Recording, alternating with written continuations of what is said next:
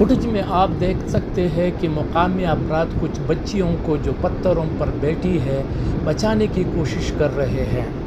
وادی کالام کے شاہی باغ میں افسوسناک کشتی حادثہ پیش آیا۔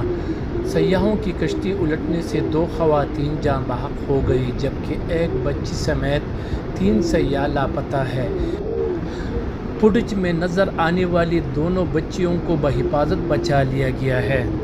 تمام سیاحتی مقامات جہاں جھیل یا دریا میں کشتیاں چلائی جاتی ہیں وہاں سخت حفاظتی اقدامات کی ضرورت ہے۔ انتظامیہ کو چاہیے کہ مقامی کشتی آپریٹر پر نظر رکھے تاکہ سیاحوں کی زندگیاں محفوظ ہوں۔ حادثے کا شکار ہونے والے افراد کا تعلق مردان سے ہے۔